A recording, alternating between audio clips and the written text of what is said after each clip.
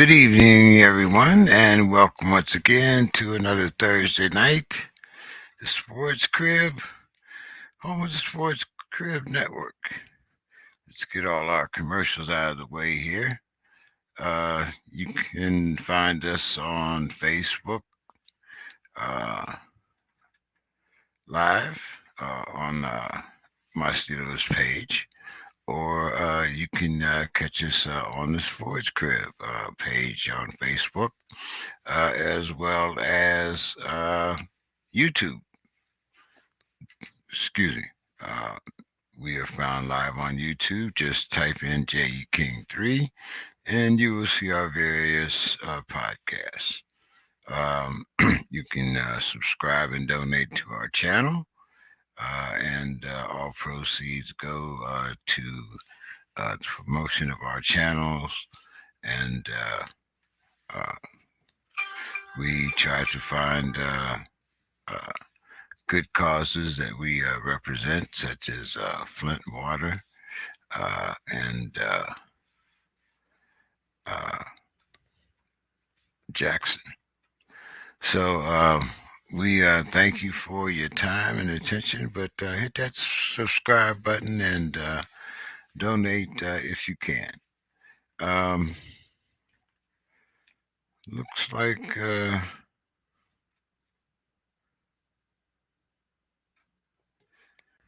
I see Bill is here, Mr. Carroll, and we should be joined shortly by with uh, excuse me. Looking at this Phillies game here, we should also be joined tonight uh, with Mr. Don Hayes. But right now, I see Bill is here, ready, waiting. So let's get Bill in. Well, that's exciting news. The return of Don Hayes and Yeah. the city of my birth, right? Philadelphia, the city of brotherly shove, is. I mean, it's up for grabs right now, right? If the Broad Street Bullies were any good, I don't know if they'd be able to even function because they're not used to good things happening. Um, they aren't.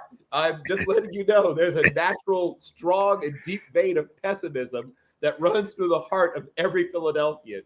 And so I can't tell you, and obviously, I left Philadelphia as an infant, but I cannot tell you when they won that Super Bowl, the the amount of doubt they had until literally every single second was off the scoreboard. There were people Yeah, who were like had to sit a certain way or couldn't yeah, watch the yeah. screen or Every superstition you could think of came out.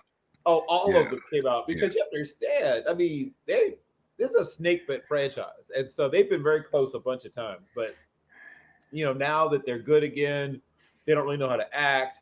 And the Sixers are the Sixers, whatever. But the Sixers should be good. They they they have the components.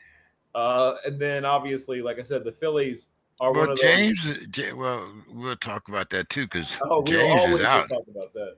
Yeah, James is out for at least a Well, month. that might be addition by subtraction, but we'll get to Yeah, that. I and guess when we get to the then, show, deeper into uh, the show. but speaking of being snake bit, well, it seems like Mr. Gainwell has Kenny scored Gainwell, yeah. another Yeah, touchdown for yep, Philly. from So running back university, man, from Memphis. Pollard, yeah, Daryl Henderson. I mean, they've got a factory down there. yeah. But speaking of low expectations, we have a combined no hitter last night. Yes. Yeah, and well, I want to put this in two parts Okay. because, okay, I mean, you know, back in the day when baseball was king, Yep. yeah, then a no hitter was considered when one guy went out and pitched at least to the. Well, the reason you didn't have combined no hitters is if you imagine you go out to the mound to take the ball from early win. He's got a no hitter going. James, imagine what happens. Imagine what happens to you if you try to take the ball from early win. He's got a no hitter going. I mean, it would be one of those. The headline wouldn't be early win pitches no hitter. The headline would be early win knocks his coach, his manager, cold, clean out. He's got Jack Morris. Bob, imagine taking the ball from Bob Gibson. He's got a no hitter going. You wouldn't get more than 3 steps up the dugout steps before the look he gave you. The look he gave you would make you apologize, turn around, and sit your ass down. It would have been impossible. That's why you didn't have it before, because you would. Those guys wouldn't let you take them out. Are you insinuating something called pride here, or It's not just pride, expectation also, right? If a guy pitches 7 innings nowadays, it's like, what a horse! Whoa, look at this guy, man! Wow, 105 pitches. Sweet Jesus, what a man! Right? I mean, it's just a different expectation. If you're pitching a no-hitter, that's how the game has changed. And you've hit your whatever your number is, and the guy comes out to get you. You're disappointed, but you give him the ball. There's just, I mean, can you imagine what Nolan Ryan would do if somebody tried to take the ball from him and he had a no-hitter? The expectations have shifted dramatically. I remember the first time I saw this happen, it was probably about 12 or 13 years ago, I think, maybe 14 years ago. And I thought to myself, the game has changed. Like, that's when I realized the game has changed. Because the generation before that, and definitely the generation before that it would have been unthinkable. A guy's got a no-no going, and you come out here, you're coming out of the dugout. He's like, unless you came out here to congratulate me, you better get the hell out of here. I mean, the game has changed. It's so driven by, and once again, baseball's always been number driven. It's always been the most statistically focused of all the sports, of all major sports in America. But, see, now, these are the times when Mr. Scott should be here. Well, if Mr. Scott were here, oh my God, he would have ripped all his clothes off or something by now. He would have. This is analytics at its best. Yeah, I know. Yeah. I know, and I'm not an analytical guy either, because I'm wondering if we're going to see now, like, hey, like this guy doesn't. I mean, we'll put him in for 5 innings, and it's already happened. Some teams have only 2 or maybe 3 true starters, and they have openers, right? So it's already happening. I think the A's, don't quote me on that, might have been one of the first teams to do it, but we've seen that where a team doesn't have enough starters to have a true starting rotation. So teams build their bullpen first when they put their pitching staff together nowadays. Like, that's just facts. Like, that's just how it is now. You build your bullpen first, then you try to find, if you can't develop, you go out in free agency and try to find 2 or 3 front of the rotation guys. Then you piece it together with what's in your farm system or openers, I'll call them, where a guy goes out and pitches 3 or 2.5 or whatever he's got, whatever he can give you. And I don't think managers like it, to be perfectly honest. They do it because they have to. Like, they don't have enough starters. What has happened, James, is that guys pitch fewer and fewer innings, and it's a trickle down, trickle up, trickle in both directions. So I don't know if you played baseball in high school. I didn't, because my vision was shot. I couldn't play baseball anymore at that point. But I played when I was younger before my vision went. By the time I was in 6th grade, I was wearing the old Coke bottles, James. So that my baseball career ended kind of early. Thank God for like newer, lighter materials in the modern era. So I won't be setting things on fire with my glasses. But even in Little League, they were expected to finish games, right? It was obviously shorter game, but now at every level of baseball, the expectation isn't that you'll finish every game that you start. It's gone. It's gone from every level of baseball. There's not a level of baseball where that's automatically the expectation. It's just gone. It's disappeared. So in the minors, it's gone. In Pony League and travel ball, name a level, it's gone. So if a guy is, once again, a horse, a stud, or whatever, I mean, a finished game is now an accomplishment at every level of baseball. every level. When somebody, a young lady, whoever it is, male, female, whatever it is, if you finish, everyone's like, woo, Yeah. finish the game. It's just different. So the expectation that you're gonna, I mean, people didn't even bother counting how many pitches that Nolan Ryan was throwing because he's gonna go till he couldn't go anymore. It was 170, whatever the number was. But by the late 1980s, you saw more and more teams saying, it wasn't a hard fast rule, but you saw them being a little quicker with the hook. And if a guy got to 100 pitches and he was starting to lose a little something, right? And then it got to he's pitching fine, but he's at his number, right? And so now the number is very hard and almost set in stone. A few guys, veterans, tough guys, can push back, but it's a small number of guys. It's a handful of guys that push back when you try to come get them nowadays. Only a handful. It used to be that Well, even he guys. didn't. He didn't even push back. It was like, hey, it was almost like, in football, he almost raised his hand. Hey, my number's up. I mean, it, I got a no hitter coming going on here. Let's keep it up. You know. So that's the thing is that now we've reached a point where guys, yeah, you're right. Guys do know their numbers up. They do realize that. And so they don't, a handful of really, I mean, Verlander, a few guys will push back a little bit, but it's almost gone. We're one generation away from being completely gone. Soon they'll just have a counter on the pitcher. The pitchers will see the number and be like, oh, you don't have to come get him anymore. They'll just call timeout, walk off the mound. Yeah, well, We'll counter right here. yeah, a watch or something. I mean, Right, or just a little thing on the lapel or whatever. yeah. It'll go ding, and they'll be like, "Oh, it's been wonderful. That's my time. You've been a great audience. Try the deal." But yeah, that'll be it. So yes, the game, and this is where the funny thing is, it's not true. Not all pitchers wear down, right? Some guys, especially if you're a guy whose stuff is based on movement and especially dropping. If you're a sinker ball pitcher, you're better at 113, 114 pitches than you were at 50 because that little bit of fatigue is actually helping the helping ball your to drop. ball, right? So, as much as I mostly support the use of numbers because information is information, you would never say I want less information. If you wouldn't say I don't like them using all this radar to give me the weather. I want a guy to just go out and squint at the clouds. Like we don't reject information in most other fields. Sports are clearly the sandbox, right? Where we treat information differently from everything else. If our financial advisor said, "Oh, I'm going to go with feel on your investment portfolio," you would take all of your money and leave. You would want to hear you think it's gut. You want to see the numbers. Sports is the only place where we reject information.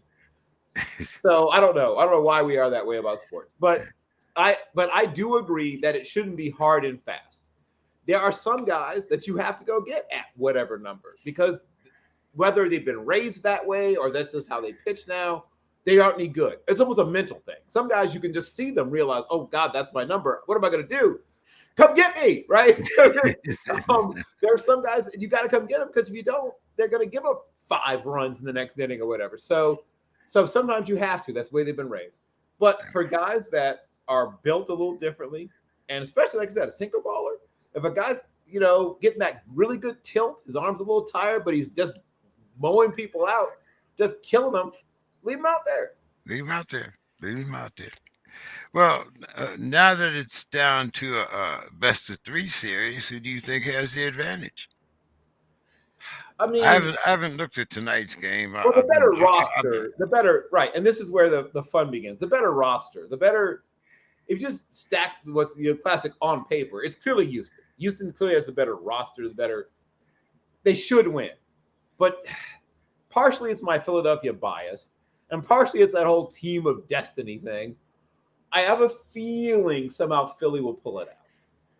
And this is once again just all gut. Like that the thing I just said you should not do. But yeah, the better roster. Like you just stack them up. The Astros are the better team, the better roster, yes. But I just have a feeling about the Phillies, which is a dangerous way to live, and I don't normally do it. and Do you remember how you just chastised Oh, Philly I did fans for because I wouldn't. Once again, if I invest with you and you tell me, "Oh, I'm going by my gut," my money's out of there. I'm going someplace else. Tell me some charts. Don't show me your gut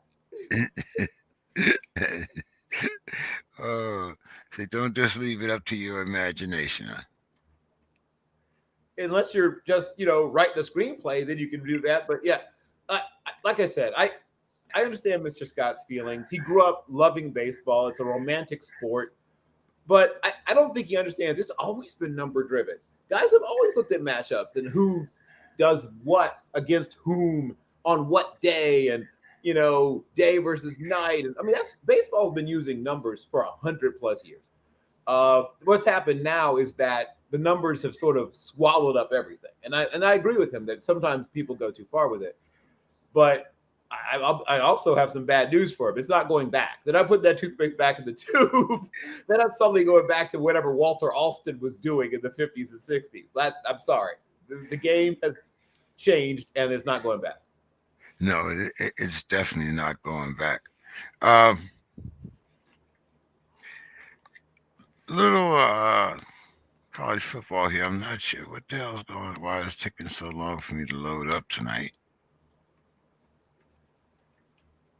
But college football poll came out, Yes. and this week, Tennessee had vaulted into number one, Yep. Ohio State number two, Georgia three, and Clemson four. What did you think about?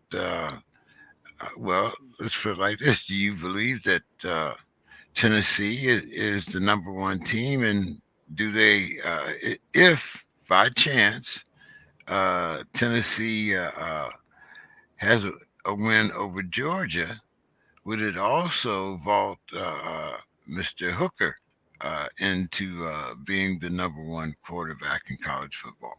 Well, he's already the odds-on favorite to win the Heisman. He's the betting favorite now to win the Heisman. And if you were smart and put money down on him prior to the season, you're going to do quite well. But I've been a fan of Allen, which is his actual first name, Allen Hendon Hooker, the son of Alan Hooker, you might remember from his days as a college quarterback at NC A&T. Sorry, was it NC Central? I think it was NC Central. Now I think about it, but he's Alan Hendon Hooker the second. Uh, but I've been a fan of his, since he was in high school. I watched him go to Virginia Tech. I watched Virginia Tech foolishly allow him to get away. I saw him go to Tennessee, and of course, he's become what he's become. Uh, Tennessee has the slightly over Texas Christian has the best resume, and unlike TCU, they get respect because they play in the SEC. I've watched every game that Tennessee and TCU have played, and the two teams are reasonably evenly matched, except all along the defensive line, where Tennessee has, I think, a definitive advantage in defensive line talent. But they're actually very evenly matched teams. No one talks about Max Duggan, but he's having also a ludicrously great off the chart season. They have good wide receivers, just like Tennessee does. Quentin Johnston is right now my number one wide receiver in college football. And I have a lot of respect for Cedric Tillman and Jalen Hyatt with Tennessee as well. They're both very good teams across the board. But I don't have a huge problem with anything except the number 10 spot, right? LSU is an okay football team. They're a good, solid football team. But they're not a great football team. And they're not the 10th best football team in the country. And them being 6-2 is the people who want to sort of gin up the whole SEC bias machine. That's all you need, right? This all right LSU team being ranked number 10 should rightly grind a lot of people's gears. The rest of it, I mean, the top four teams, everybody has the same four teams in the top 10. It's just the order, right? I think most people have the same top six, in fact. It's just the order that's different for some than for others. And, rightly, UCLA and Oregon and some other Pac 12 teams are very upset about this okay LSU team being ranked above them. But they'll get their chance. LSU's going to lose another game soon enough, and then they'll get to move in that spot once LSU vacates it. But the good news is that Brian Kelly, who at one point was looking like a man who might be on his way to a very rich buyout, but a very short career at LSU, has at least righted the ship because they got those 2 losses early and they've gone on a bit of a run since then. And I think they'll, maybe lose 1 or 2 more games. They end up either 9 or 3 and 8 and 4, and that should be enough to quiet some of the. It wasn't even whispers because they don't really whisper at LSU. They were starting to get out. They were getting anxious. There was the pitchforks hadn't come out, but they were definitely looking for the pitchforks. They were trying to remember where they left their firebrands. They were Get, trying to get, remember get, like get, yeah. get us back to Tennessee and Allen. I mean, I already told you. I mean, he's the number one. He's the most likely person to win the Heisman. He's the right now the odds-on betting favorite to win the Heisman. He's not the number one ranked on anyone's draft board at this point. He's still behind both Bryce Young and C.J. Stroud on virtually everybody's draft board. Some people may have him number 3. Some people may have him number 4. But he's in the top 4 amongst quarterbacks from at least from a draft. But he's the number one odds-on favorite to win the Heisman right now. Looks like the Texans have scored again. So much for that defense that was so tough in Pittsburgh. But anyway, Well, I mean, it's the same defense. It's just that I mean, I don't want to get on my Pep Hamilton soapbox, but that's a guy who should be a head coach somewhere soon. That's a really well designed. Hey, Steelers fans, watch closely. That's a well designed offense. You may not know what that looks like. It may take you a while to recognize it, but they have a in fact, it's 2. You're watching 2 really well designed offenses. So bask in it, Steelers fans. It's something that you're not used to. um, which team do you think has the tougher strength of schedule? Number 4 Michigan, or I mean, excuse me, number 4 Clemson, or number 5 Michigan? Michigan. Yeah, it is Michigan. The meat of the toughest part of Michigan's schedule is still mostly ahead of them. I mean, obviously they had the Penn State game, but most of the tough games are still ahead of them. And frankly, there's really only maybe one really tough game left for Clemson. So, though some people are kind of down on Clemson, Clemson's likely to end up undefeated. I mean, I don't know what to tell you. I'd say a better than 50% chance of not losing a single game during the regular season. Yeah, I was looking at that schedule. I was thinking pretty much the same thing. Last week we were talking about this head coaching job at Auburn and whether it would be a good fit for prime time. But it seems like they've named Cadillac Williams as their interim coach. Interim coach. Yep. Do you So, think he'll be Coach Williams next year? well, that depends on 2 things. Obviously, Auburn has never had an African American head coach, but it's a chance for them to. They had a chance, as you might remember, very famously. They interviewed Charlie Strong when he was still on Urban Meyer's staff, and I don't know if they didn't know this before, but I guess it came to some people's attention that Charlie Strong had a white wife, and things did not go well apparently regarding that piece of information in those days at Auburn. So now they get a second chance, maybe, to deal with that issue. Uh, I would love to see him get a chance. He's a bright. I mean, I feel so old. I mean, I remember very, very. He was my number 1 running back that year when he came out in the draft in 2003, 2004, and I was an enormous fan of his. Ran so hard, ran so tough. Obviously, unfortunately, had a series of injuries that shortened his career, but had a terrific early start to his career before the injuries cropped up. But 2 things. One, I think he's already known as a really good recruiter, right? And I mean, he's a legend. He's an Auburn legend. He's beloved, a beloved figure. And frankly, Dion is not a beloved figure there. I mean, they'd be excited about the name, but he's not beloved. Cadillac Williams is a beloved figure, probably the only more beloved black person, at least, in Auburn history is Bo. And Bo's not going to coach, right? So, I mean, at least amongst people that they actually can get, um, he's probably the top of the list. Now, will Prime get an interview? Maybe. Will Prime even want the job? That's also a big maybe. Uh, this is not an easy job, James. I don't know if word has reached you. The Auburn job is not an easy one, Many good coaches have not done terribly well there. Malzahn had a nice little run. Obviously, Pat Dye had a tremendous career there. And that's the list. I mean, Tuberville had a couple of good years, but I mean, that's the list. Like, guys don't tend to be there for 15, 20 years, James, who aren't named Pat Dye. Everybody else has a couple of good years. And then, I mean, how long did Chiswick last? Was it three? Two, three, maybe? I mean, they go through some coaches pretty quickly there, James. High expectations. Yep. Um, well, let's get down to some of the juicy stuff. I'm gonna kind of lead into it here a little bit. Miles Turner expresses his thoughts on why he should be in the Lakers uniform. Do you think that he's a good fit? Well, I mean, the Lakers are a hot ass mess, James. So it can't get worse. I mean, whatever. Um, I'm not a fan of, as you know, of the team's construction. I years ago said they're going in the wrong direction. They keep adding more old guys, and I mean, Miles Turner isn't like a spring chicken either, but he's not as old as some of the guys on the team. I mean, I guess there's that. He gives you a couple of things the team could use. It's not like he doesn't have an established, um, usable skill set. I guess is the word I'm looking for. I'd have to check his contract situation to see if Mr. Miles Christian Turner even fits their current salary structure. But he gives you a big man with some skill who is about, I don't know, 30. Let me see. Is he about? No, he's not even 30. He's 26.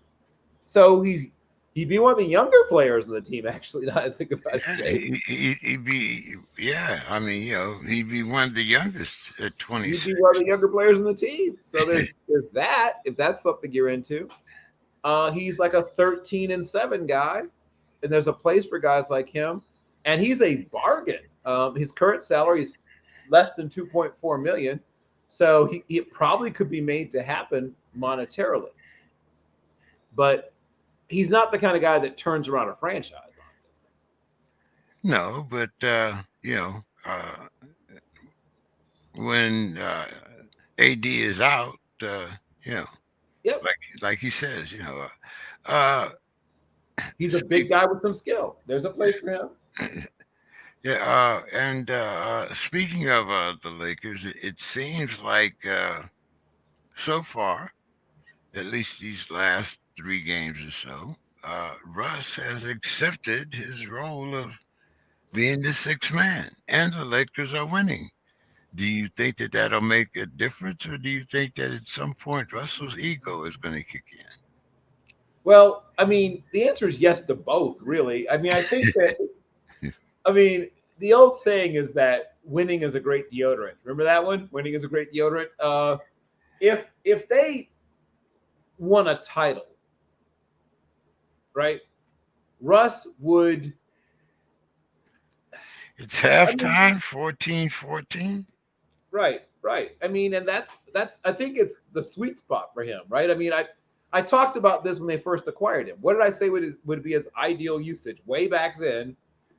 I said his ideal usage would be as the captain or whatever term you want to call it of the the energy squad or whatever it is that the second unit, whatever term you want to use. I think that that's perfect for him because he's at a point in his career where giving full, because he gives you full effort. Like, you could criticize lots of things about him, but never his effort. He plays very hard, and if you want to play him the right way for the right amount of minutes, he can play as hard as he wants to and still not wear down. I heartily support this. Will he at some point get minute envy or whatever? I'm pretty sure he will. But if they're able to convince him it's the best thing for the team and it will extend his career, I mean, he'll still not like it, but he might, you know, be able to at least get through it for a year. Okay, all right. Uh, let's talk about the Nets. I got a few questions here. First, uh, do you think that I mean, everybody's saying that uh, Nduko is going to be the next coach. First of all, do you think that since his other situation hasn't been resolved, quote unquote, do you think that the NBA should allow him to coach another team? Well, I mean, the NBA can't really stop him, can they? I mean, what would be their grounds for stopping him? If the team that has him still under contract, because he's still under contract, right? I'm not going crazy. No, he's still under contract. Yeah, making sure. If the team that still has him under contract seemingly does not have a problem with it, because that's the only they have a legal leg to stand on. They could stop it. It's like, oh no, we have you under contract. So that would be the end of it. If the team that still has him under contract says no, you are here, we still have you under contract. You are not allowed to do anything else. That's it, right? So that's what it really comes down to. Does the team that still has him under legally binding contract says, "Oh no, you're not going anywhere. You're not doing anything. We have your name on this. Oh yes, legally binding contract that says that you cannot go anywhere or do anything else." That's it. That's it. There's no more. That's end of the discussion. So unless they are willing to allow something else to happen, nothing else can happen.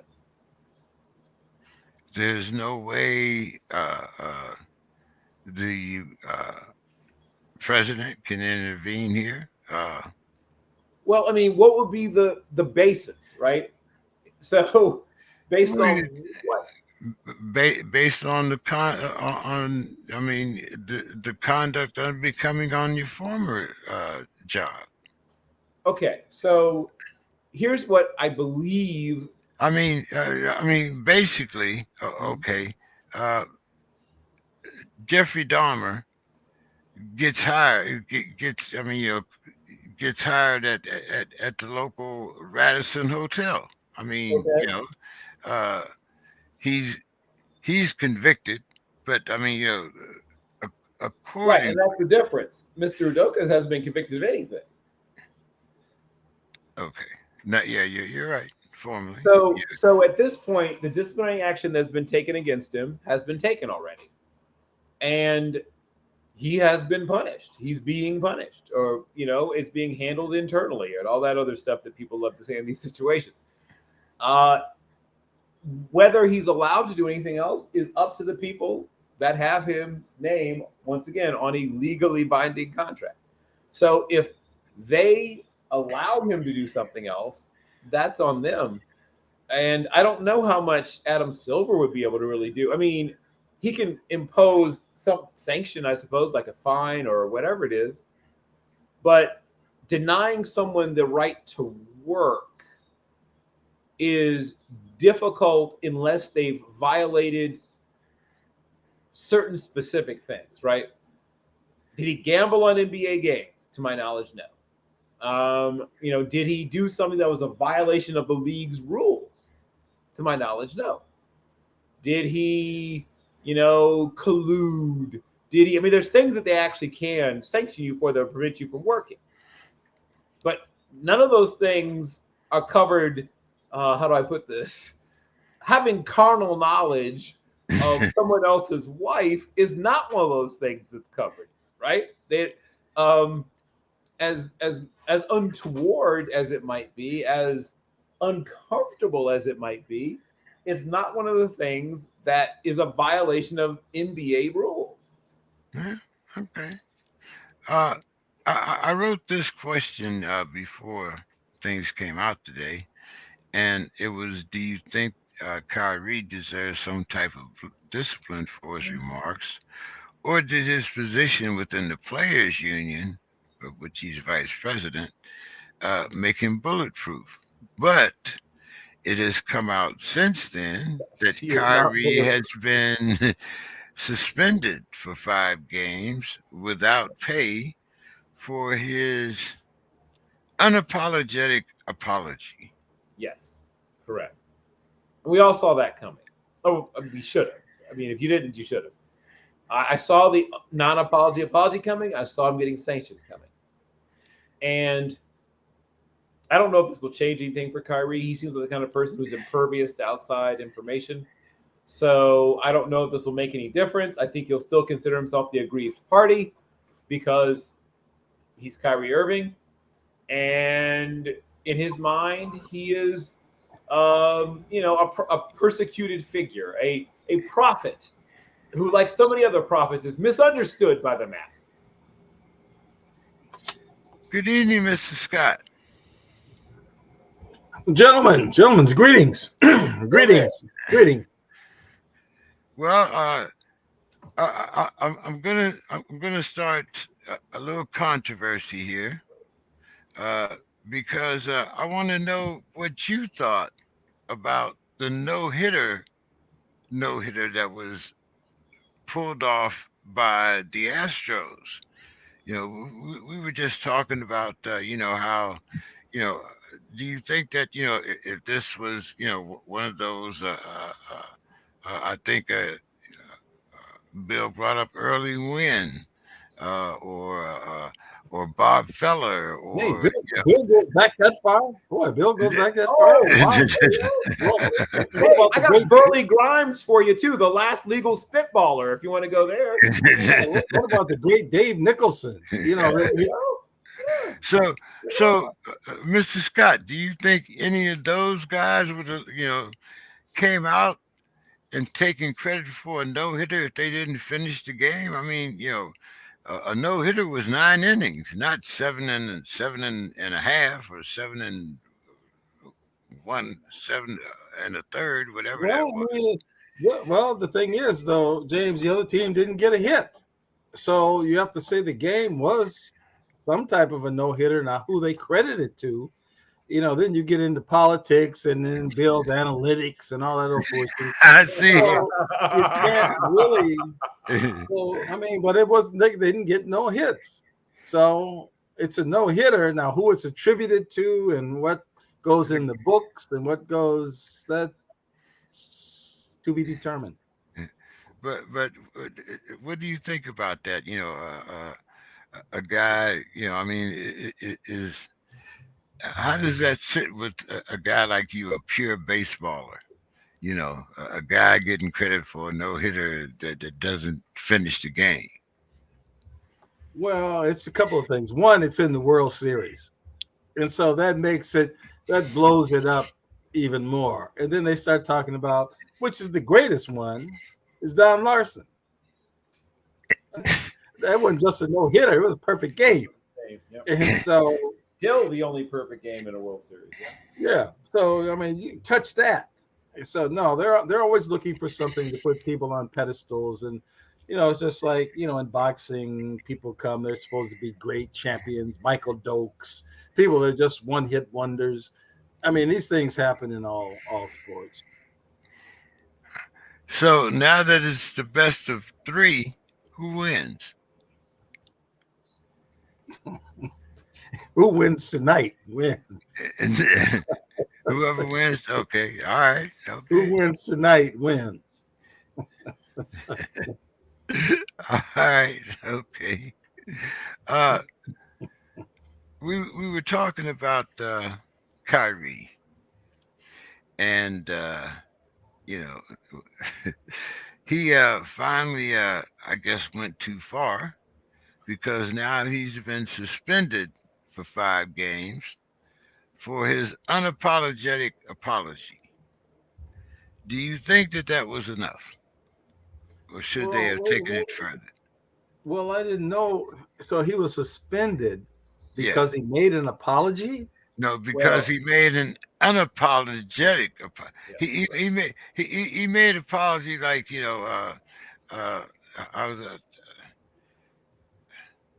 one of those where I'm sorry my fist connected with your chin, or my elbow, or I accidentally pulled your face mask and drug you 10 yards. He made one of those type of apologies. Well, that depends on who's listening to it. I mean, I saw. I didn't know that he was suspended, but I think I saw his apology, and he gave some great wordsmith words that they all use the same type of script. And so, why it's not going to work for him? I guess I'm thinking we're getting back into discriminatory type Well, to it didn't work for Ye either, and you were okay with that. it. Well, you well, you, my thoughts have been well stated on, on, on those folks. So, yay, he's going to be left to his own devices. I mean, when you got the money like that, and he's had clout, he's had clout with, and so he's in the rarefied air. He knows how it works. Who has the cards? Who's dealing? Who has, and so he wants to challenge that. Well, so be it. Yeah, Let the yeah. chips fall where they may. I was kind of surprised because my original question was I didn't think that he was that he get. I thought that he would get away with it because he's the vice president of the players union, and I thought that's why they would be, a little more uh, lenient. I'll put it like that. He didn't really Uh, do anything. He didn't really do anything. He just played a video that somebody else said all this stuff, and so they blame him on it. Well, okay. he was asked to disavow it, and he initially said no. Right? It's my freedom of speech. Blah blah blah blah. And when the owner of the team says, this is hurtful, and of course he is himself, He is himself of course, obviously, right, right, he is himself Jewish. hurt, right, Jewish, and he said, "This is personally offensive to me," and Kyrie was sort of like, tough. I mean, that's the guy who owns the team that you're on, so to me the writing was on the wall. Even at that point, the writing was on the wall, and when his and the what finished that writing was that apology where he essentially said, well, I'm sorry that you're offended if you're offended, but I said what I said, was essentially what it came down to. Uh, yeah, I knew he was getting But walk suspended. back from that, didn't he? Didn't he walk back from that too? No, no, he never walked back from that. From that part, he never walked back. But do you guys think that Kyrie will be in the NBA next year? Yes, yes. People will give him as many chances as a person can be given. I mean, as many as it takes. As long as Kyrie can play at the level that he can play, where he's top, I don't know, six. I mean, maybe less, but no more, right? He's in the top six in his position and probably higher than that even. The last point, the last game, he got 4 points. 4 points in the last game. I Yeah, mean, he if this did. continues,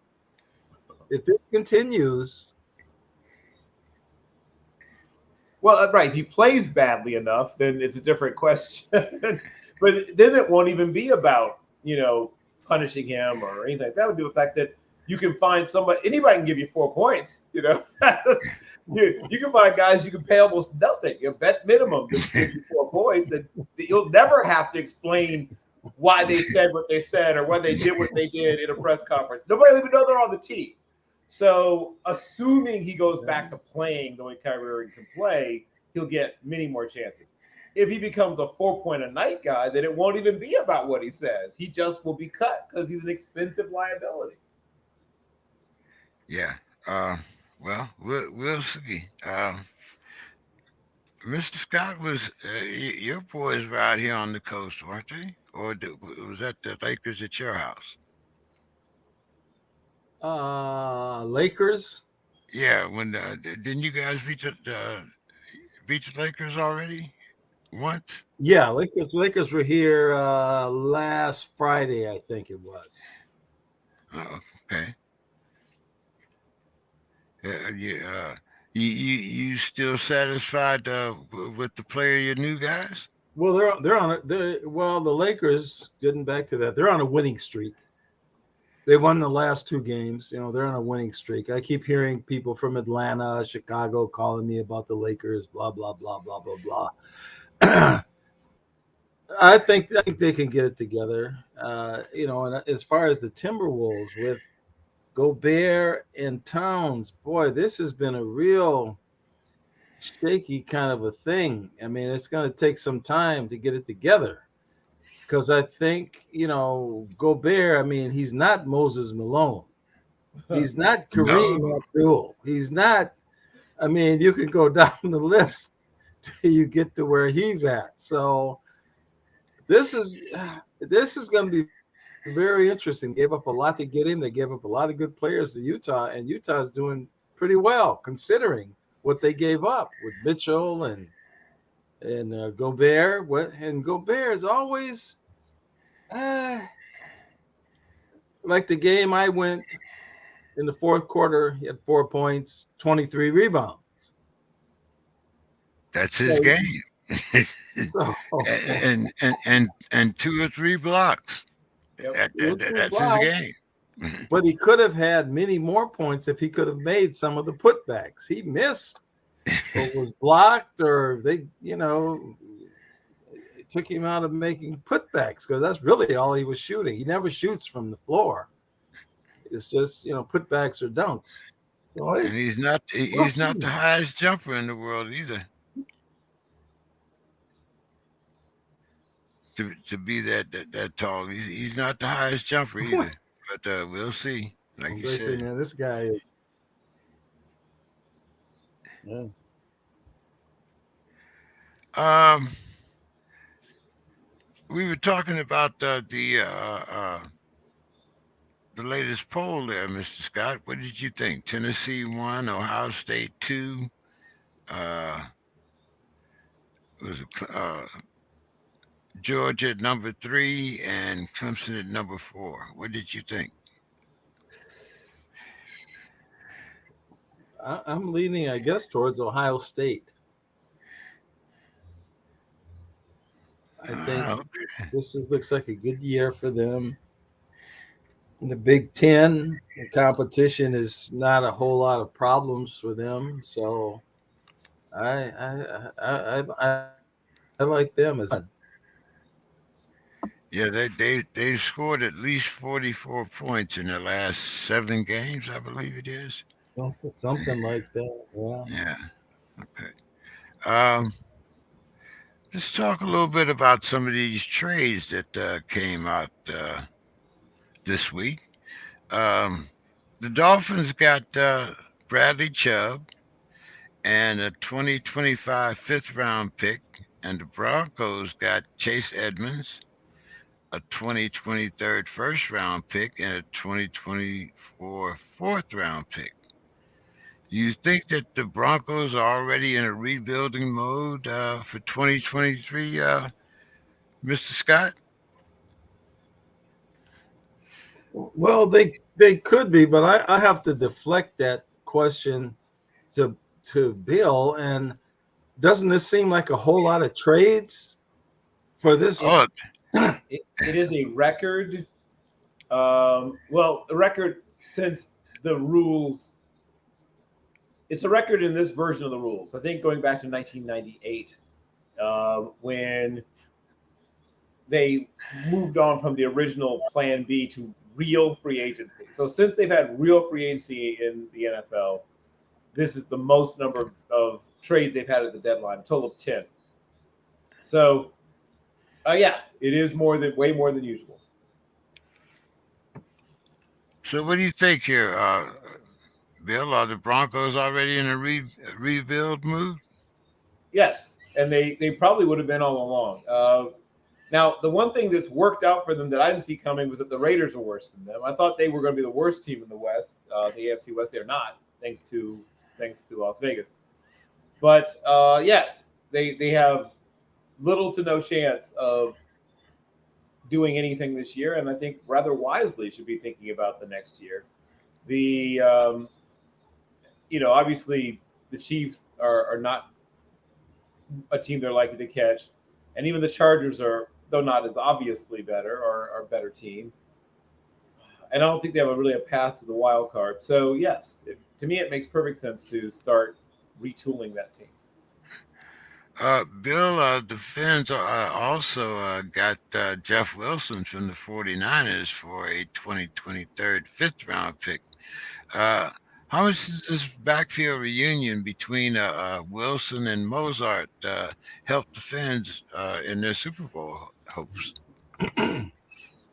Well, I don't know if that specifically is the thing that's going to win you a Super Bowl, but I mean, it's another solid piece. Helps to solidify depth, it's- raise the talent level of the team. Yeah, that's what I would say. But yeah, Super Bowl. I don't think that's where I'd hang my hat. Uh, let's see. Okay, the Ratbirds got Raekwon Smith from the Yes. Bears. Uh, the Bears got AJ Klein, a 2023 second round pick, and a fifth round pick in 2023. Who won that trade, Bill? Who won that trade? In terms of short term, you could point to Miami, but I think in the long term, it will be Denver because, well, once again, with the caveat they have to draft well, right? They got a lot of assets back for a guy that they probably were going to lose in a couple of years anyway. And then he got an extension on top of what he was owed. So Bradley Chubb is a very happy man right now. But yeah, I think in the long term, it'll we look back on once again if they draft well. But in the long term, we'll look back I think years from now and say that Denver did once again, assuming they draft well. Mr. Scott, the Vikings got tight end TJ Hawkinson, a 2023 fourth round pick, and a 2024 conditional fourth round pick. The Lions got a 2023 second round pick and a 2024 third round pick. Do you think that it was wise for the Vikings to trade to another team in their division? And how much help are you looking for from TJ? Well, do you think it's wise for the Detroit Lions to trade to another? I mean, yeah, oh, it's a tremendous trade. I mean, this is a very competent tight end, and with Irv Smith Jr. continually getting hurt, I mean, he just cannot stay on the field. He had a thumb surgery. He recovered. We thought it was okay, and he gets this high ankle sprain now. So they what a great replacement! What an awesome replacement! I think it's. But my overall feeling though on the Vikings are, they're 6-1, but it's such a soft Charmin 6-1. It's just a 6-1. That's if they were heavyweight fighters, okay. If they were heavyweights, I would call them a Punch and Judy team, okay. Punch and Judy, no power, or no. So we'll see. With this 6-1, the only thing is the division looks pretty bad. So they might almost have had the thing won by now. But yeah, that trade. Getting back to the trade, I think it's awesome. I mean, I don't see how that's a loser at all. What did you think about Claypool going from the Steelers to the Bears, Mr. Scott? Did the Bears Boy, did they overpay for Stone Hands? I call him Stone I'm Hands. doing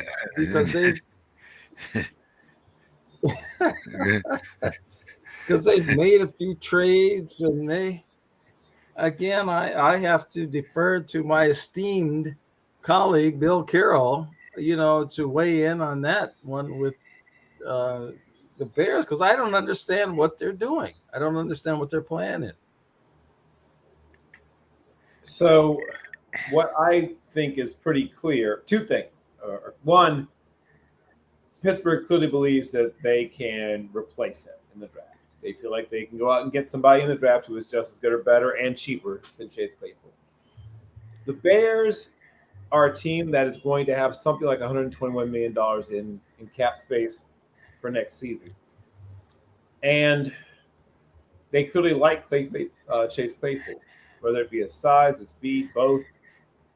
He's not the world's most nuanced receiver. He doesn't run routes extremely well. He's not super, uh, you know, there's not a lot to him in terms of deception when he's running routes, but he's a big, strong, fast guy. And there's always a place for those in the NFL. So they're hoping they'll get a certain amount of production out of him there. And, we'll see. I think that the Steelers will probably end up being looked at as the winners of this, but like I said, it's very early. I certainly look at them as the winners. Uh, but Bill, now here's something that I don't understand. So maybe you can explain this to me also, as well as Mr. Scott. The Jaguars got wide receiver Calvin Ridley. Now Ridley can't even play. The Falcons got a 2023 conditional fifth round pick and a 2024 second round pick. Now, you, for those that don't know, the reason why Calvin Ridley is suspended is because he was betting on NFL games. Now, do you think that Calvin Ridley is going to be ready to come back into the fold, so to speak, Bill, or is he going to be the NFL's version of Pete Rose?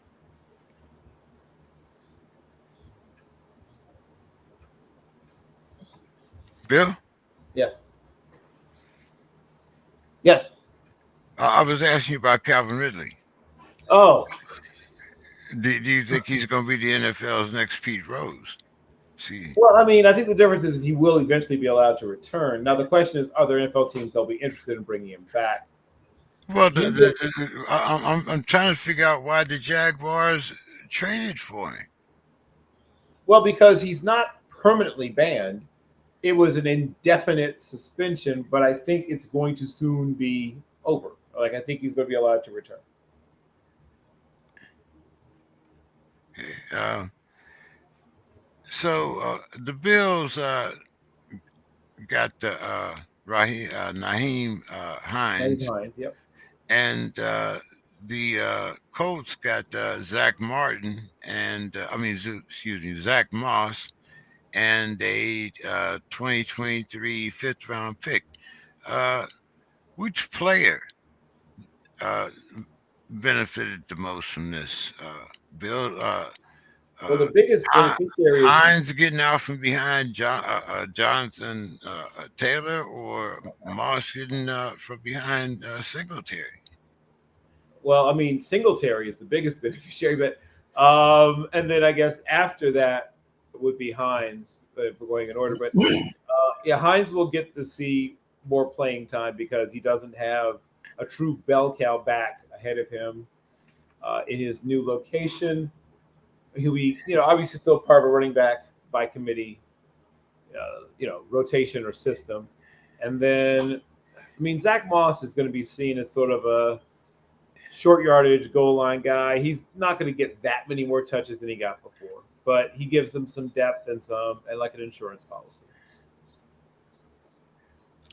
Um, let's see, who else got traded here? Oh yeah, Deion Jones, uh, another guy that the Falcons traded. Uh, and the Falcons got a 2024 six round draft pick for him. Um, do you think that this was a move that the Clowns had to make after losing Anthony Walker, Bill, for the season? I wouldn't say had to make, but it was one that certainly made sense to make. And they still think they're in position to make a run towards the playoffs, so they're trying to get everything together to try to make that push. I think they'll end up coming up short, but they wanted to take a run. Mr. Scott, what did you think about that game between the Browns and Cincinnati? seems like no matter how good Cincinnati starts out, I think they have won 3 or 4 in a row. Seems like the Browns have their number. They've beaten what 7 out of the last 8 times they met. You Yes. know, I don't know. I like the Browns. I guess some of it is kind of a historic thing with the Browns. I mean, they've always just been a team that I've kind of from afar liked. But now their coach, see their coach, Stefanski should be the Vikings coach. He had been here like 15 years, and then this Mike Zimmer, wouldn't give him the offensive coordinator after they lost to Philly. He goes and gets the guy from Philly to be the offensive coordinator. And then he fires that guy after 3 or 4 games, but he still won't give it to Stefanski. And so then the offensive coordinator they had went to the Giants to be head coach, and he wanted Stefanski to be his offensive coordinator. Zimmer wouldn't let him go. He blocked it. He blocked it. So Zimmer, good riddance. And not to his son, condolences for definitely for that. I mean, it's not about nothing like that. But Stefanski should be the coach for the Vikings, and I think they're going to make the playoffs. The Browns? Oh, when what's his name? When who comes back? I still don't think that when you know who comes back, I still don't. I mean, he's going to have to get acclimated to playing a little bit. I Well, mean, he can practice, can he? He can practice. He's been practicing, hasn't he? if he might have just been allowed to go in the facility, Bill. Yes. He's been practicing, I think. Yeah. Yeah. He's practiced, I think, twice, maybe. I think one was a limited practice. Okay. And they're What do you, 500 now, and you get him back and add that to the mix. we'll see. We'll see. Yeah. I don't Yeah. know about that, but I mean, Next year, maybe. This year, I'm not so sure. Well, we don't have to worry about Pittsburgh this year. We know that. No, no, we don't. No, we do not have to worry about Pittsburgh this year. That is a fact. Yeah. As a matter of fact, the Steelers got cornerback William Jackson III and a 2025 conditional seventh round pick, and the Commanders got a 2025 conditional sixth round pick. But Bill, is this low risk, high reward move for the Steelers? Considering I don't know how much more time Mike is going to have back there. well, I mean, the Rooney family is exceedingly patient. I'm not worried so much about that. I am definitely worried about both the immediate and the long term future of the team, particularly on offense. Steelers defense, even without Trent John Watt, is still a pretty good defense, but that offense is Horrible. Yeah. okay. So what you notice when you watch it is a lot of the things. I would say probably 80% of the passing play calls are built around beating man-to-man coverage, which would be fine if the year were 1989. The problem is that there are only 3 teams in the NFL that play more than 65% of the snaps in not that have fewer than 65% of the snaps in zone. Sorry, that means that there's only 3 teams that are 35% man coverage or more. So designing your entire offense around beating man coverage simply doesn't make sense in the modern NFL. Matt Canada was not exactly tearing it up in college. I'm not sure exactly what it was that prompted his hiring in the first place. He has shown a distinct lack of creativity. He has shown a distinct lack of taking advantage of what is there, and also a distinct lack of focusing his passing game around the mismatches. It's a mismatch league, and everybody else is building around mismatches, and he's not. I don't understand it. I'm not those people that those cavalry, firing coaches willy and nilly because one, I just think you have to be more patient, and two, who you're going to get that's better. Well, in this case, you can get almost anybody that's better. And so that's, to me, the real problem and the real concern is they don't take advantage of what they already have, and I don't think that's going to change until they change offensive coordinators. Bill, the Cowboys got defensive tackle Johnson Hankins, excuse me, and a 2024 seventh round pick, and the Raiders got a 2023 sixth round pick. Do you think he's going to help that the Cowboys run defense? Huh? It would be nice. Um, yeah. Here's the thing that you realize: run defense. Well, I don't want to oversimplify it, but essentially it's about two things, right? I mean, obviously everything on defense is about two things: alignment and assignment. But the run game, particularly, is about staying on your track, right? Just like a running back, particularly if he's in like like a zone blocking scheme, has to stay on his track. You can't get anxious. You can't start cutting things back before you're supposed to. You can't start bouncing things outside because everything they design into their running attack says no, stay here and something will pop. Being a linebacker or a safety or defensive end or whatever who has a running game assignment, you have to stay on your track. Are you supposed to keep your outside arm open? Are you supposed to, free and available? Are you supposed to, be the wider than the widest? Are you supposed to, shoot gaps? But you have to do the thing you're supposed to do. If you play hard and do the thing you're supposed to do, you'll get beat occasionally, but your run defense will be a good one. Run defenses fall apart when guys try to do somebody else's job, or try to make a play that isn't theirs, fail to take on the blocker they're supposed to take on, try to run around him, all that good stuff. I mean, that's usually what it is. It's not usually something that is the fault of a coach or fault of something else. It's usually, or even talent, frankly, it's mostly assignment. Breakdown in assignment, breakdown in you not being where you're supposed to be when you're supposed to be So, Mr. Scott, what do you think of I'm looking at the rest of your schedule here for the Vikings. You call them Punch and Judy, but it doesn't seem like okay. You this week you're playing the Commanders.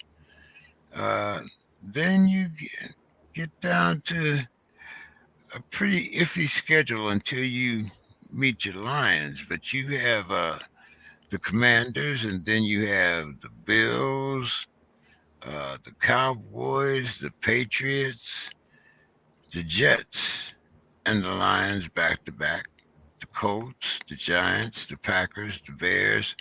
Uh, what are you looking at right now? Right now, what you're 4 games up in the win column? Do you think that there's any Five way games, five games up in the win column. Six five and one, 6-1. and they're 2-4, right? The, Who's 2-4? the Packers. Yeah. Yeah, Oh, okay. You're going with that. Okay, I got you. I got you on that. Okay. yeah. So, uh, do you see more than one team making it out of your conference? Boy, no. As far as the Vikings, these next 2 weeks are really, really big because they're coming off a bye. And by records, by what's going on, they should beat the Commanders. That should be something you'd say, okay, or not to win that game for whatever reason. And there's a quarterback on that team that he was with the Vikings for a hot minute. He was on the team for a hot minute, Heineke, and he's kind of a hot cold. I mean, that's a team that it could be kind of a trap game actually for the Vikings. And if they were to lose that and go to Buffalo, well, they may come back to reality. So these next 2 games, I think, are um, really going to tell a lot. I mean, if they could get, if they split those games, what are they then? 8-2. That's looking pretty good. Looking pretty good. And even if the Packers would split, they would still be 4 games behind. So, what are your thoughts on Mr. Aaron Rodgers and some of the remarks that he's been making in the last couple weeks, more or less distributing the blame among his teammates? Sure. Um, Well, yeah. well, I want to just say quickly, the next two games are going to tell that too on them. I mean, Okay. because did he lose the team with that? There seems to be, him in the front office. He's berating people, the kind of the Tom Brady syndrome. Uh, yeah, next 2 weeks in the Central Division will be pretty. But I think the Packers are still the danger. They are still the danger in the Central Division. No, I misspoke. They've won 3 games Yeah. actually. They're 3-5. Yep. Yeah, they've actually won 3, but their next 2 games are uh, the Lions this week and the Cowboys next week, and then the Titans and the Eagles. Eagles right now are ahead 21-14. Uh, Bill, what did you think about that Cincinnati Cleveland game? And is it one of those times when the team just has your number, or is it truly, uh, you know, uh, I think Brissett has went above and beyond the Call of Duty. When you look at his record, I don't think anybody thought that the Browns would even we were talking about their defense. And I mean, what do you think? Do you think with the are you like Mr. Scott? Do you think the coming back of Deshaun is going to be the wild card? Well, I mean, this is a team that has a chance to be maybe right around or maybe a game above or below 500 without their intentional starting quarterback. So that should, if you're a Cleveland fan, fill you with a certain amount of excitement and energy and hope. The issue is that they have a lot of ground to cover. Well, really, not that much ground. I think about me. I'm basically just trying to catch the Ravens. I think the Ravens are the class of the division. I don't think that's going to change anytime soon. I think they're just going to be the best team continuously in that division.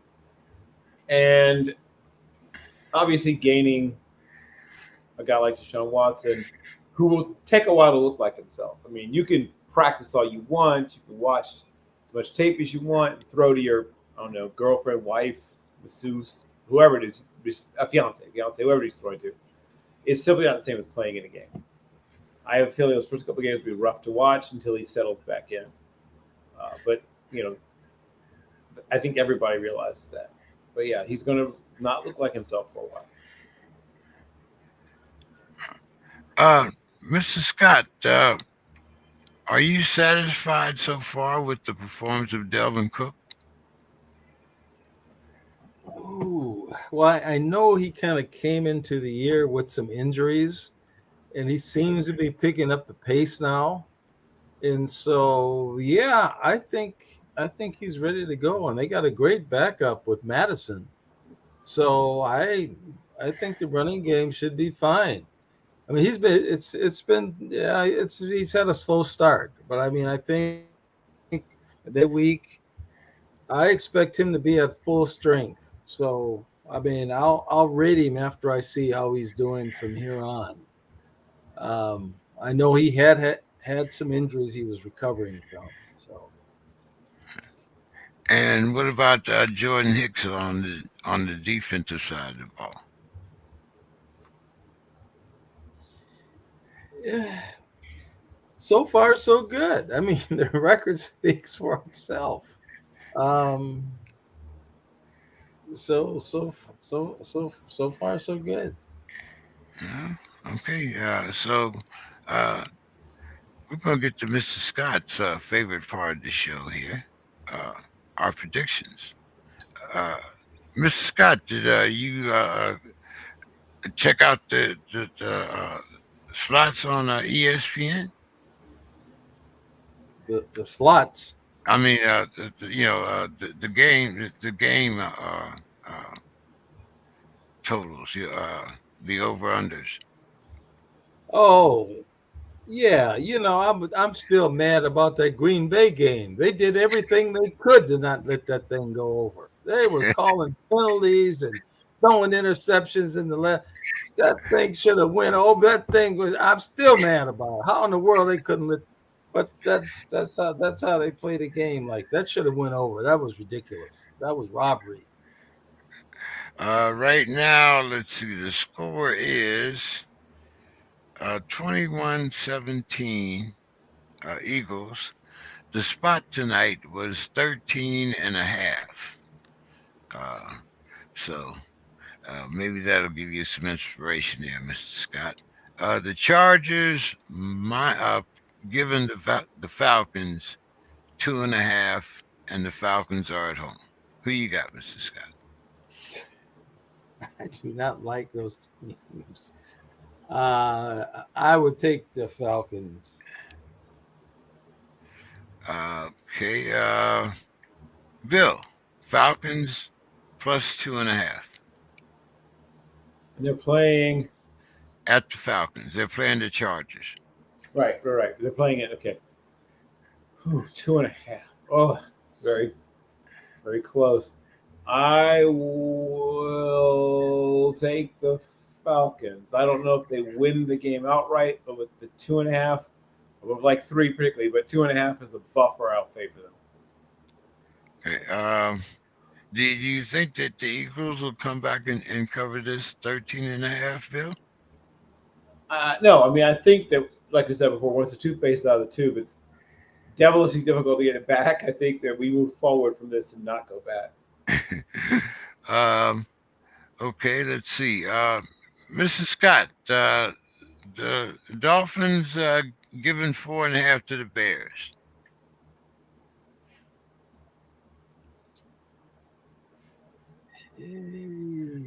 Boy, Miami seems to be pretty explosive. Um, Well, yeah.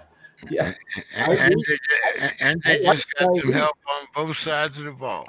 Yeah. I like Tyreek. Tyreek seemed like he's going to be, MVP territory. I mean, but the Bears have started to show some life. They've started to show that the quarterback is making some strides. I'll take the 4.5. Okay. The Panthers. Well, what does Bill say? I want to see what the Bill uh, says. Bill had it first. Yeah, I was gonna say. I mean, uh, I'll say this much, and we're back on the Miami deal. Yeah. Yeah. Yeah, well, I said before that Bradley Chubb is still largely in his prime. They paid and paid heavily, and it'll catch up with them at some point. We're seeing what's happening now with the Rams because when you trade away the top of the draft multiple years, it can be fun for a little while, but at some point the music stops playing, and you may not have a place to sit. So I declared them sort of the short-term winner, but in the long term, um, I truly believe that the team that received all that draft capital will finally get the last laugh when that deal is over and done. But yes, they have a very explosive offense, Well, and who, it but has who been. wins the game? Oh, the game itself. Um, With the 4.5. Even with the 4.5, I'll probably still go with Miami. Um, okay. Bill, the Panthers getting for 8.5 at the Bengals. Yeah, give me the 8.5. I mean, the Bengals are the better team, but I don't think they're 8.5 points better. What do you say, Mr. Scott?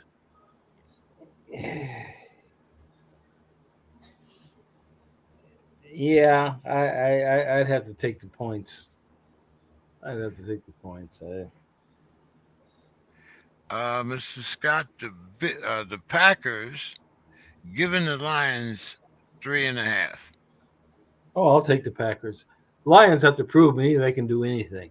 I mean, they have to show me they can do anything. I'll take the Packers. I think if the Packers collapse against the Lions, oh, yeah, they'll be, the beer will go flat in Wisconsin. So, Who you got, Bill? Uh, yeah, I mean, I think it's a big bounce back game for the Packers. I think that they get well, as they saying goes. I think they score a bunch of points. Okay. Bill, the Colts plus 5.5 at the Patriots. I don't think they're going to cover 5.5. I think they might end up winning the game, but 5.5 is a little rich for my blood. Mr. Scott? I have to agree. I mean, the Pats really haven't shown me enough offense, sustained offense. So, yeah, I think they probably win, but not by the number. Mr. Scott, the Bills minus 13.5 at the Jets. Could be raining. Could be raining out there. so, so who wins? So who wins the battle of the rain? I don't know who wins, but I'll take the 13.5 points. I'll take the Jets at home for those points. Bill, what do you think? The Jets plus 13.5 at home. 13.5. I mean, I don't. That's an enormous number. No, I mean, I just can't lay that many points and expect to win. So many things go wrong. I mean, that's just too much. Yeah, give me the team that's getting 13.5 points. Yeah, well, we said the same thing when they gave the Steelers 10.5 and romped. But anyway, uh, oh, Mr. Scott, the Vikings giving the Commanders 3.5. Well, we already talked about this one, didn't we? Well, we talked about the upcoming game, but we didn't talk about whether they were going to beat them by 3.5 points or not. Oh. Um, like I say, I had the Punch and Judy. No knockout punch. They don't have a knock. They don't have a knockout punch. It's on the road, trap game. Commanders are just kind of a generic team. All of a sudden, the name Commanders, it's kind of a generic name. I'm going to take the Commanders in the points. Whoa. Well, okay, Bill, do you concur? About the Commanders, He's taking the Commanders in those 3.5 points. oof. I mean, Taylor Heineke is super fun to watch. And they have some talent on that defense, even without Chase Young. But I just can't trust them enough. This might be the one that burns me, right? I think I might get burned on this one because Taylor Heineke whips some stuff out at the last moment to win some games he probably shouldn't. But I can't trust it. So you're giving it 3.5? I think that they'll cover. I think that they will cover the 3.5. I think that it'll be a close game, but maybe more like 4-7, somewhere in that range. Is enough. Bill, the Raiders are giving the Jaguars 1.5. That's about right. I think it'll be a very close game, but I think that Las Vegas, guts out and finds a way to their second. Well, I think that's second win, right? I believe they find their second victory. Mr. Scott, one This and a is half points. this is a type of matchup. I have to take the home team. The point is pretty low points, and I'm going to stick with the home team. Raiders have been very disappointing. Uh, okay, Mr. Scott, the Seahawks giving the Cardinals 1.5 at home. Wow. Geno Smith. Yes, You sir. know, Smith. Yep. The pride of Bradenton, Florida, by way of West Virginia University, where he played for Dana Holgerson. Yes. Finally gets his chance. Finally gets a chance. Turned him loose. Yep. Guys, I over. I'll take the over. Okay. Bill, And the number is what again? 1.5. Oh yeah, yeah. They'll cover that. Uh, Who? Who will cover it? Cards? Well, I mean, cover implies that the team that is favored is giving up 1.5 points. So when you say cover, they'll cover that 1.5. Means I they'll mean, win by two. Means they'll win by two or more, Mr. Scott. All right. so All right. so both of you are picking the Seahawks. Uh, Bill, the Rams giving the Bucks 3.5. Oof, I do not like that. I feel like it'll be a bounce back game by Tampa Bay. And if they come up, even if they come up and somehow lose, it won't be by, it might be by literally a 1 point loss or something. I think Tampa Bay either wins or at least loses by less than the 3.5. Mr. Scott, the Rams giving Tom Brady 3.5 points. Oh boy. I think the Bucks are desperate. I think they need a win. I think they need to clear the air with all the stuff that's going around Tom. So I take the Bucks cover. Okay. Here's a good one for you, Mr. Scott. The late Sunday night game. The Titans getting 10.5 points at the Chiefs. Oh boy, I hope this isn't like that last Green Bay game where I'm hoping for this game to go one way or the other. I got the Titans at that ground game. I have to say they'll cover the 10.5. Bill? I mean, 10.5 is a big number. I can't swallow all 10.5. If it had been 8.5, I think I could do it. Maybe even 9, but 10.5, I can't do it. Gentlemen, right now, the Phillies are ahead 29-17. I think you mean the Eagles, unless it's the I mean, highest the Eagles. scoring Yeah, game What in a World Series baseball! What a history. baseball game! Wow. yeah. No, I mean, the Eagles are ahead 29-17. And as I said, the spot is the Eagles minus 13.5. Mm, Are you still sticking with the mm, Texans? Well, I mean, just so it's clear, they still haven't covered.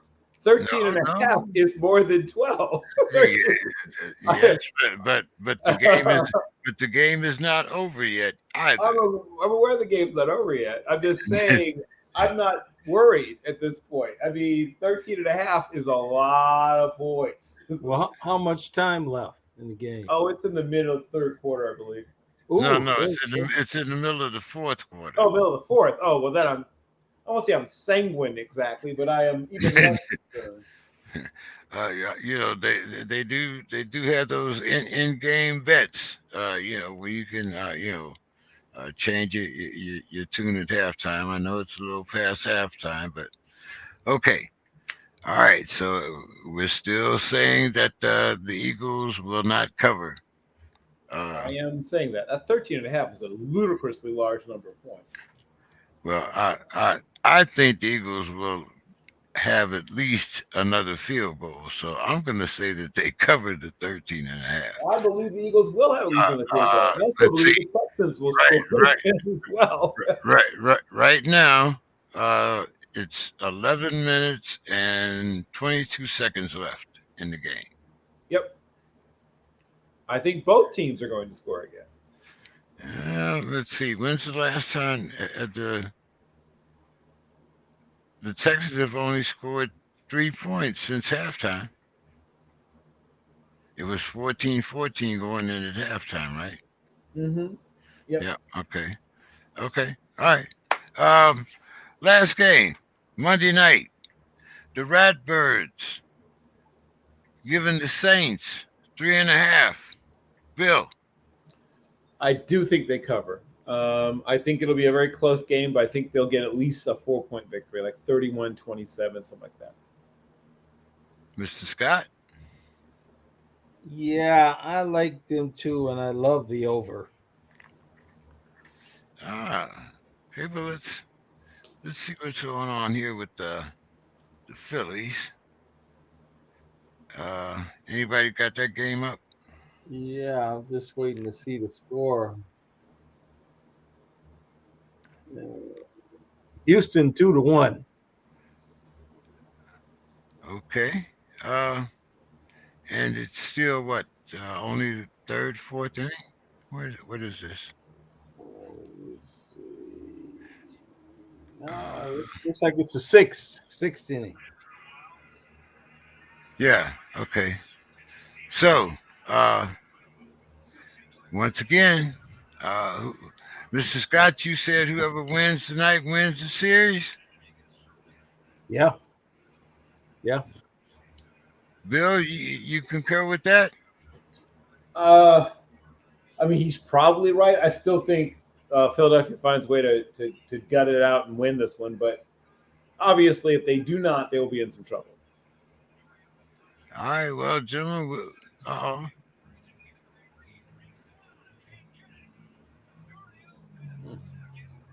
and and just like that, the Astros get a man in scoring position. All right. Hey, I think this will be the earliest that we've ever closed off this show. But Yeah, Mr. I Scott, want Dusty to win. I want Dusty to get the title. I want to see. I want Dusty to get it to see what they do. They talk about, they talk about that they want. I have some friends in Houston say that they want to, they want this to be it for Dusty. But let him win, and then let's see. Let's make that decision then. hey, you know, I think Dusty is one of the best coaches out there. I think he's had some bad breaks, but we'll see. And there's times when he's brought some of that on himself, Yes, but I yes, but I definitely. do agree that it would be great to see him win one. But if he wins one, I mean, and that's the first thing I've heard today. I mean, we all know, the Astros cheated, the cheaters. But hey, it's baseball. I think Dusty deserves to win one also. But will it be tainted by the Astros' reputation? No, he brought them back from that. They fired the other manager. They said, and they brought Dusty in because the whole thing was in disarray. He put the whole thing back together again. It was a Humpty Dumpty thing. He put it all back together again and put it right back on the path of winning. He put it right back on track. No, he should be manager of the year, and I'd love to see him get this World Series and keep going if he wants to. Your thoughts, Bill, on Like I Dusty? say, I'd love to see. I think we all agree that it would be a really great capstone in his career. Also, my final thought is about William Raymond, aka Ray Guy, a tremendous all-around athlete who ended up becoming, one of the great punters. I think people are forgetting about Jarrell Thunderfoot Wilson, who I think was actually slightly better. He has slightly better career numbers. They overlapped several years, and of course, Guy followed Wilson at Southern Miss. All the records at Southern Miss were originally held by Jarrell Wilson. Um, the player of the decade in the 1960s for the AFL. Well, I mean, amongst punter of the decade was Jarrell Wilson, and then they both made the all-decade team of the 1970s as punters. Of course, guys in the Hall of Fame, Jarrell Wilson still is not. But I mean, people forget what a great all-around athlete William Ray Guy was. He was a guy that averaged 49 yards per punt in high school, played safety, linebacker, quarterback, tailback, uh, kicked points after touchdown and field goals, and of course, obviously, like I said, punted. He scored 39 points in a basketball game the day after the 1968 state championship game, and he had not practiced at once, at least to that point, because of the football. He had not been able to practice the basketball game. Goes out and scores 39 points. He also, in the state championship semifinals with the baseball team, pitched. We talked about how different pitching was. 15 scoreless innings. He becomes a two-time All-American. He's in the Chicago College All-Star game. Remember when they used to have that? And it had a 44.7 yards per punt average in that All-Star game, which is the college All-Star game record, which isn't played anymore. Kicked a 61-yard field goal in a snowstorm, right? People forget what a great field goal kicker he was while he was in college, a 61 against Utah in a snowstorm, a 61-yarder. Just a tremendous all-around. And he was also a great defensive back. He intercepted still a school record 8 passes at Southern Miss his senior year. He was always on the depth chart during his pro career with the Raiders as emergency on the depth chart, but emergency, he was usually their emergency quarterback and emergency safety on defense. Never had to play, but he was ready. He practiced, once he was done doing his other work, both a little bit of quarterback and a little bit of safety. Ray, and I guess the greatest compliment he was ever paid was when Joe Horrigan, who at one point was the president of the Hall of Fame committee, said he's the first punter you could look at and say he won football games. And he was just a great, great, great punter. 42.4 yards per average punt. His longest one in an NFL game was 74 yards. And of course, like we said, both a collegiate and NFL Hall of Famer. Passed away earlier today at the age of 73. And I hope maybe that this will remind people of Jarrell Wilson and how great he was, because his number is even a little bit better than Ray Guy's. But Ray Guy certainly deserved to be a Hall of Famer. And I'm glad he got inducted before he passed. Yeah, Ray Guy was one hell of a football player, not just a punter. Mr. Scott, your final thoughts. Boy, Bill always brings me up to think of something. I think of punters. I think of the guy Roby. Oh, Reggie Roby. In Miami, big guy with tremendous leg. Vikings have a guy now that's about a 250-pound punter who has kicked a 73-yard one, which is that's going to be fun and interesting to watch. But the Vikings also had a punter that was a really good. He was not only a good punter, but they could do the fake punts with him a lot because he was so fast. Greg Coleman. Yep, Vince Coleman's brother. Was his brother Vince or his cousin was Vince? Or was it cousin? Yeah, but they're both really good baseball players and they're both great athletes, good baseball players. Greg is still here in town. We run into each other every now and then. He's been does some announcing for the Vikings. But each position was just so prominent. You had people that were just kind of standouts at their particular position and played for many years. Played for many, many years, kept that position 10 years plus, a lot of them. So, of course, now I'm working on one more thing that I'd like to see sports-wise, is I want Jim Marshall to be in the Hall of Fame. So I have been talking to some people and trying to put something together. I don't know if it'll be through my nonprofit or how far we'll get, but I mean, that's ridiculous. The Iron Man of the NFL. I mean, more consecutive starts as a 215 to 230 pound defensive end on one of the best lines in history. And I think the only reason why is because he ran the wrong way. I think that wrong way thing, but now maybe the voters can get past that and really look at the whole. Is he still eligible? Well, for the seniors committee, yes. So okay. I mean, we're Okay. still voting in guys from, I mean, Lavi Dilweg and Pej Heffelfinger are still eligible. Yeah, That's why double we have a figures. seniors committee. Yeah. So yeah, Jim, we really want, Carl and everybody, they want to get Bud Grant. He talks about it all the time. Yep. Let's get Jim in there. Bill, is there a process where the fans can, like bring that to the attention or Well, so here's what submit happens. a So, Write petition? in or something. well, here's what happens. That what the fans, if they know who the voters are, right? And I do know who the voters are.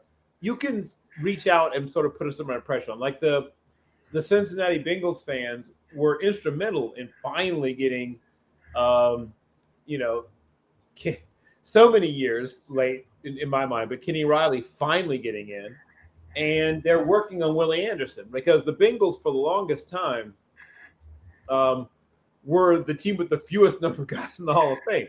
They had one until Kenny Riley. Right now they've doubled it. They're up to two, and they're working on Willie Anderson next. So what you can do is you identify the voters. You especially try to find the one that is from your team or covers your team or whatever it is, or at least has covered your team, so has a certain affinity maybe for your team, and you lean on them. I mean, you get in their inbox, you call, you write when they're on the radio, you call in and whatever. Just let them know, hey, how is it that our franchise has been around for X amount of time, and we have fewer people in than the Jacksonville Jaguars or these other teams that they bring up. They constantly bring up like how are we the least represented franchise in the history of the game, and so they got Riley in. They'll get Kenny Anderson in soon, and then I think Willie Anderson. Andersons and Kennys finally getting in. But they, but yeah, for a long time they had one person in the Hall of Fame, and rightly the Bengals fans thought there was something wrong with that. So yeah, you find your voter. Who's the person who votes for your but not for your franchise. I mean, they vote for the Hall of Fame, but I mean, who's the one that is affiliated or closest to your franchise, and you just get in their kitchen. All right, well, there you go, Mr. Scott. Oh yeah, and I'm passionate about it because I know Jim. See, when I was in college, they stayed in the same dorm with us. They trained at Mankato State, where I lived in Mankato State for 6 years, and we could go throw the ball with them. I partied with those guys like I never seen like I say, a pipe where everybody's sitting around in a room and do. I partied with all of those guys, man, and to see them play, and to see Carl Eller and Alan Page and Fran, and he should be in. He should be in. There's no question about it. So, Mr. yeah, Scott, I'm going to see who our voter is. I think I know who the voter is. This writer, Pat Royce on the Star Tribune. He might be part of that. He's been a longtime writer. So I'll reach out. Mr. Scott, is there a picture circulating around of you as a young man with a hookah pipe? Well, it's possible, but but I'll go Herschel Walker on you. Hey, I'm still trying to vote for Councilman Scott. So, you know, you try to get Jim Marshall in, I'm trying to get you in. So, let's see, who can put forth the most effort there. All right. I'm sure I can find Miss Sims to be a campaign manager. So, hey. Well, hey, everybody, have a great night. Finish watching the sports here. Uh, Jalen Yeah, just Houston. escaped again. So it's 3rd and 16. Still 6 minutes left, a little more than 6 minutes left. And still 29-17. Oh, Wow. Yep. let's see. All right, so the Eagles will be punting on 4th down. It's 4th down and 12, I think. let's see, 4th and 12. Sorry, Yeah. fourth and eight. Fourth and eight. Sorry, fourth and eight. Okay. And we see Mr. Mills coming back on. So next week we'll talk about the ending of this game, whether or not they end up covering that 13 and a half. And everyone have a great weekend, and make sure you tune in to your local sports. Have a great night, everyone. Have a great night. See you guys Monday, hopefully. I know not you, Bill. No, not yet. uh, hopefully, I'll see you Monday, Mr. Scott. We'll talk about some of those elections. Have a great night, everyone. See you next week.